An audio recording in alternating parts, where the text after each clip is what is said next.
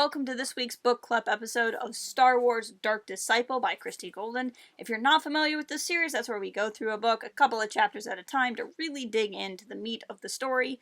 Today we're going to be discussing chapters 23, 24, and 25 of this book, and with that, let's go ahead and dive right in. We pick up with Voss still being Dooku's prisoner. He's gone through any amount of dark side tortures as the Count had left him before. He's now starting to have nightmares, and they're messing with him, and sometimes he even has good dreams and describes the good dreams as being worse. I imagine that's because you wake up from the good dream to be right back in the actual nightmare. But he's gone through a lot of psychological stress, to say the least, at this point. It's then that he's carted away to see Count Dooku, who's in a big banquet hall, has a big table filled with food, and wants to talk to Voss. And Voss is wondering, is he going to be offered food? Should he take food if it is offered to him? Does he want to give Dooku the satisfaction, but then gain strength for his body because he ate food? I was really worried about if the food would be too rich for him to kind of gone from nothing to something like that. It could have actually made him worse. But it's certainly hard to think that way when you're really that hungry. But the food ends up not being the most stressful thing that Voss is going to go through. See, Dooku knows at some level Ventress has lied to Voss. He knows that because that's who Ventress is, or at least was when she was under his tutelage.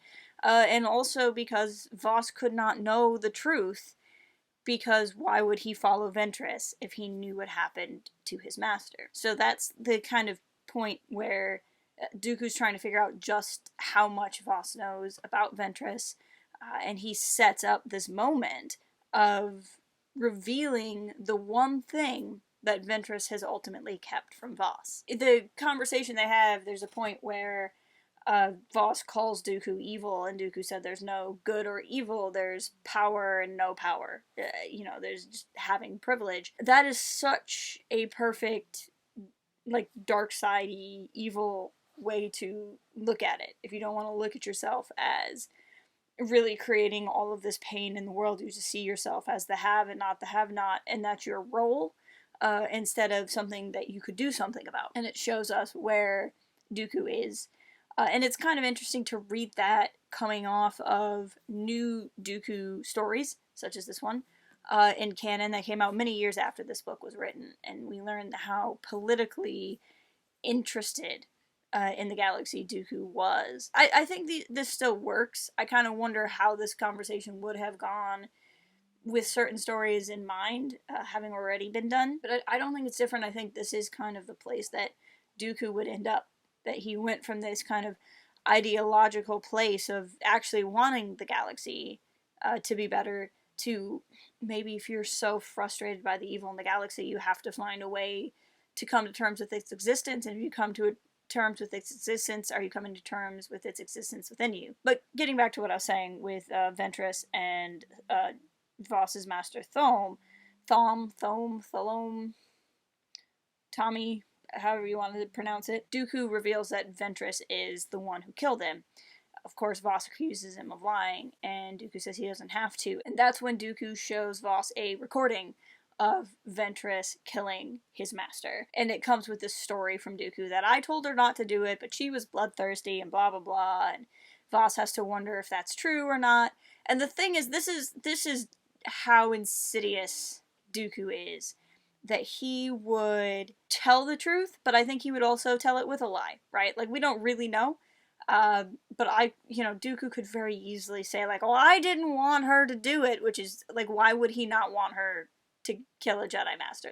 That doesn't make any sense for where Dooku is at this point in his life. So he's saying, I don't have to lie, I'm going to tell you the truth, but he's still kind of creating a context. But even that context he creates doesn't change what the recording shows, which is Ventress really being into killing this Jedi Master. So Dooku's trying to play it off as if Ventress manipulated him, which, as if she could. We know that she's had failed assassination attempts on him up until this point. I just don't see that to be the case. This is definitely him feigning victimhood, especially because we know that It's Sidious who wanted Ventress killed in the first place, and just how the three of them interact. Dooku is being very Dooku-y. The big thing that then happens is, of course, Voss is sure there's some sort of lies here from Dooku, is Dooku has the Master's lightsaber. And so he presents Voss with this place of, I'm going to give you your Master's lightsaber, which of course will be a tool that Voss could use to escape.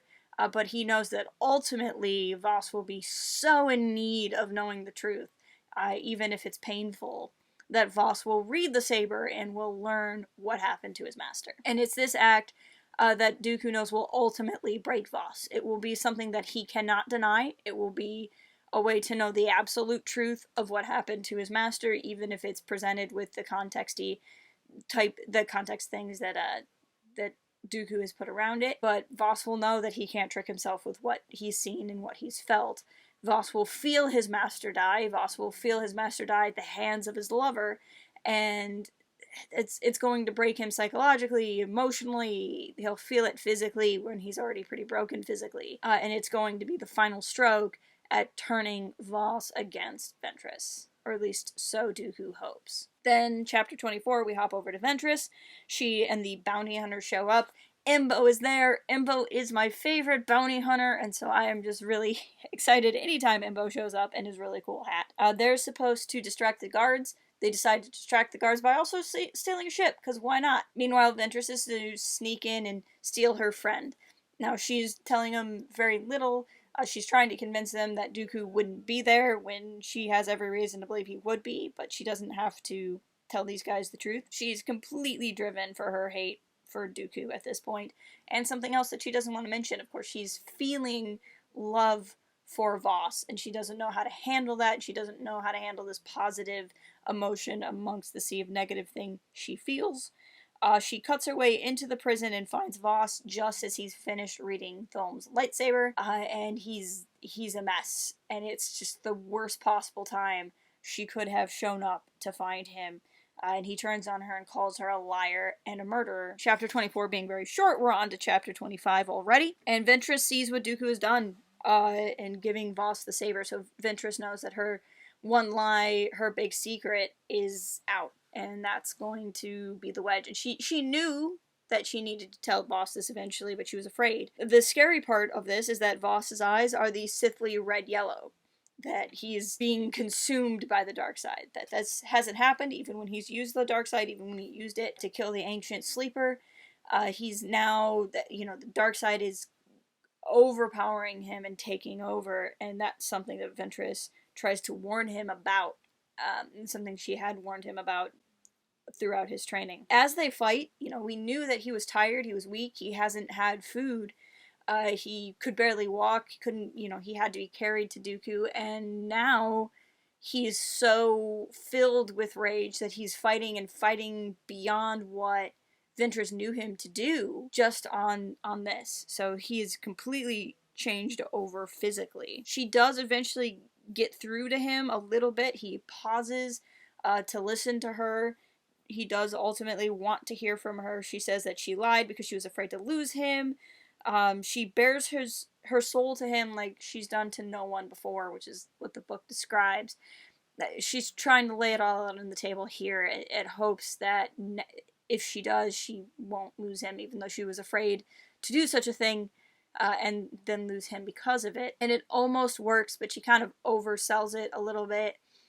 She mentions his master, which she should not have done, even though it was truthful. It sparks something, and it brings back this idea of the lie to him, and then the dark side kind of takes back over, and they continue to fight. And it's sad because this all happened because she really was keeping that one lie from him. It shows you how corrupting one bit of mistruth between two people who really need to trust each other really can be. And now she's finally telling the truth. It's at a point where he's not sure he can trust anything. In a way where I think if she had told him that, even up until the point where they went to fight Dooku, I think that obviously we wouldn't have had this issue if she never lied to him.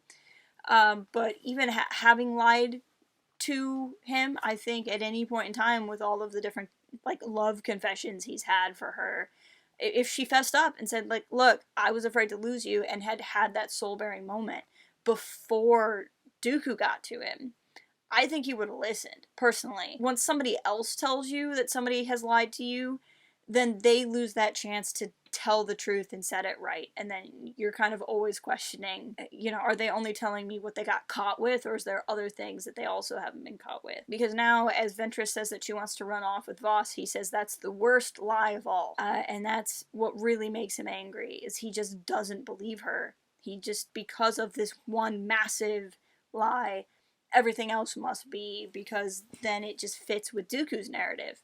And that's the trouble that gets created. Ventress won't give up on him, but she does run. She heads back to the courtyard. The hunters have actually caught Dooku, which is pretty wild. Whether or not that was through sheer luck, or because maybe Dooku wanted to get caught in order to orchestrate this moment, I don't know. This part was actually breezed over pretty quickly, probably because too much was going on. Doesn't make sense the characters really know what's going on, but I am really curious as to whether or not they legitimately caught Dooku, or this is part of his plan. But Voss runs to help him, and Ventress gets away because Boba, even though he hates her, drags her and gets her away, and Voss goes and stands with Dooku, and they have this, like, master and apprentice moment. Ventress is aware that Voss is completely with Dooku now, and she talks to Boba and says, you know, you could have left me. And Boba responds with, yeah, but I'm not you, which cuts her really deep. Now, of course, he's talking about what she did to him in episodes of the Clone Wars, when she left him behind during a bounty. But it hurts because it really reminds her of what she did to Voss. Not that she left Voss behind, but that she lied to him and she did manipulate him. She wasn't manipulating him to love her.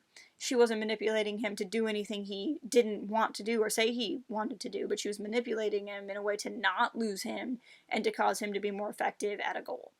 But it was still not the right call, and that was just salt in the wound for her. And then we go to, this was actually my favorite bit from the chapters we read today, for today, is Ventress goes to a Kenobi meeting. He also won't give up on Voss. He shows up every time, even though Voss hasn't arrived for a long time. And Ventress says that Voss has gone to Dooku, and they sit in silence together for a long time. And it's these two frenemies, right? They're these two rivals. We've seen them fight so many times, but they almost weirdly care about each other because they have this profound respect for each other, and they both deeply love Voss in different ways, but they both care for him, and they have that in common. And I just liked the image of the two of them just sitting in a coffee shop going, well, frick, together. So yeah, these couple of chapters were the turning point, the losing point, the point you could kind of tell was coming. The one thing Ventress couldn't do, Dooku turns like a knife and manipulates, and for all the preparation she gave Voss to fight, she never gave Voss the preparation for how manipulative Dooku could be. And really the armor of not having any falsehoods between them, that she would have been far safer telling Voss than having him find out this way.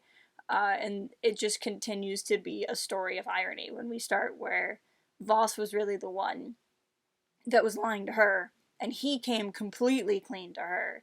And then in turn, when she was open with him, became the one having secrets, and that really turned against her, and it's just the trap she kind of falls into throughout her life. But that's what I have to say for this week. Please let me know what you thought in the comments, or follow us on the socials and contact me there. It'd be great to hear from you. For next time, we're going to read chapters 26, 27, and 28. So once again, 3 chapters, 26, 27, and 28. And with that, I will talk to you guys next week.